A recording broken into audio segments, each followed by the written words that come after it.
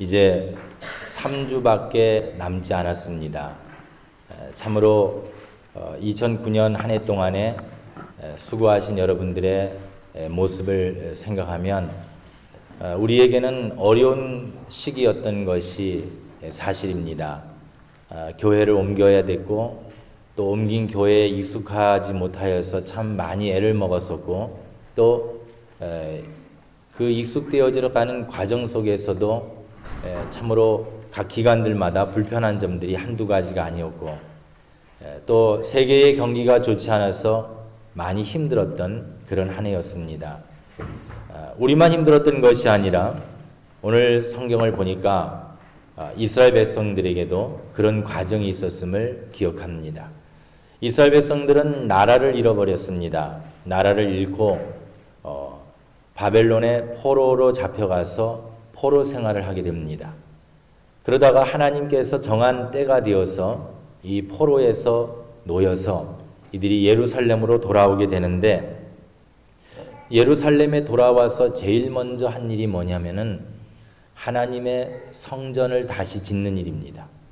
무너진 성벽을 다시 쌓아 올립니다.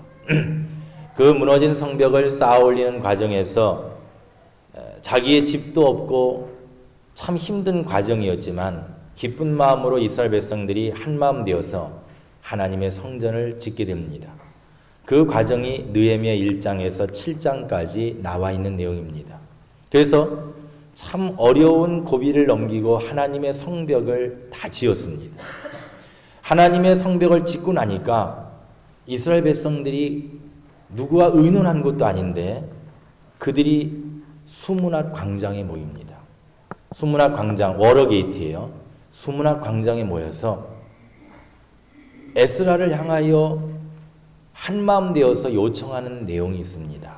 그래서 오늘 보면 1절인데 이스라엘 자손이 그 본성에 거하였더니 7월에 이르러는 모든 백성이 일제히 수문학 광장에 모여 일제히 수문학 광장에 모여서 학사 에스라에게 여호와께서 이스라엘에게 명하신 모세 율법책을 가지고 오기를 청하며 하나님이 그 예전에 우리에게 주셨던 하나님의 말씀을 가지고 오십시오. 하나님의 성벽을 짓기 위하여서 정말 힘썼던 그들이 모든 일을 이루고 나니까 미처 깨닫지 못하였던 부분들이 있었던 겁니다. 그것은 하나님의 말씀이었습니다. 그래서 오늘 말씀의 제목을 사람답게 살려면, 좀 부연해서 설명하면 하나님의 사람답게 살려면 성경대로 살아야 합니다. 아무리 성전을 짓고 아무리 봉사를 하고 아무리 내가 이 세상에 착하게 살아도 하나님의 말씀대로 살지 않으면 하나님의 사람답게 산 것이 아니라는 것을 기억해야 합니다. 그래서 이스라엘 백성들이 이 수문학 광장에 모여서 에스라에게 요청했던 겁니다. 이제 하나님의 율법책을 가지고 오십시오. 오늘 사랑하는 여러분, 하나님은 우리를 말씀으로 살도록 만드셨다는 것을 잊지 말아야 합니다. 우리가 이 세상을 살아갈 때 필요한 것이 참 많습니다. 먹을 것, 입을 것, 그리고 내가 살아갈 집. 그 모든 것들이 필요하지만 하나님이 우리를 만드실 때에 가장 중요한 것은 우리가 하나님의 말씀으로 살아야 된다는 것을 강조해 주십니다.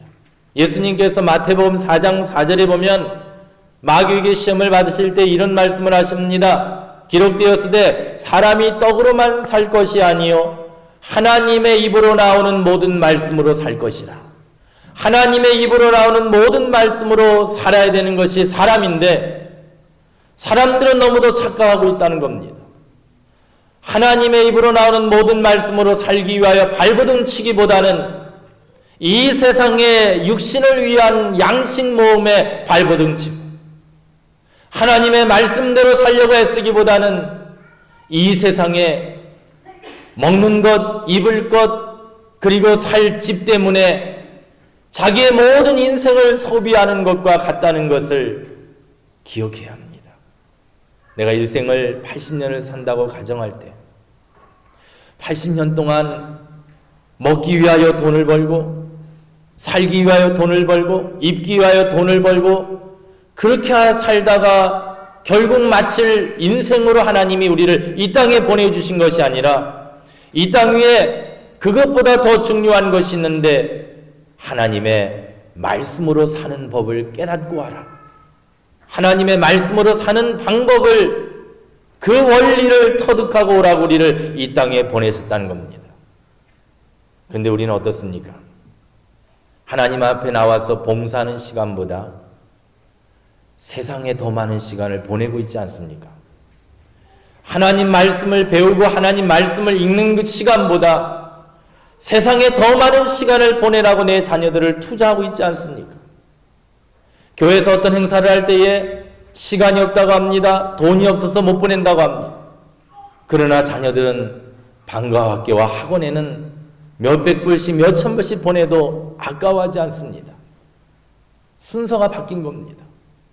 사람이 떡으로만 살 것이 아니요 하나님의 입으로 나오는 모든 말씀으로 살 것인데, 가장 중요한 하나님의 말씀 앞에는 투자하지 아니하고 곧 흙으로 썩어져 버릴 육신의 양식을 위하여서는 우리 모든 인생을 바치고 있다는 겁니다. 아브라함이 왜 복을 받았다고 생각하십니까? 아브라함에게는 다른 점이 있어요.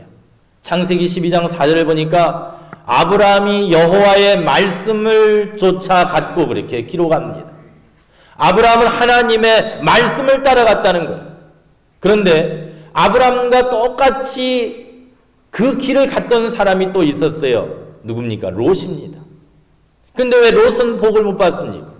아브라함이 가는 곳에 가서 함께 제사하고, 아브라함이 가는 곳에 가서 함께 양도 치고 함께 생활했는데, 아브라함은 복의 근원이 됐는데 왜 롯은 복의 근원이 되지 못합니까? 나가는 길은 같았는데 그 동기가 달랐다는 겁니다. 아브라함은 하나님의 말씀대로 살아갔는데 롯은 아브라함이 하는 대로 살아갔던 겁니다. 사람을 따라갔다는 거예요. 하나님을 따라가는 자가 아니라 사람을 따라갔다는 거예요. 굉장히 중요한 문제입니다. 여러분 누군지 아시겠어요?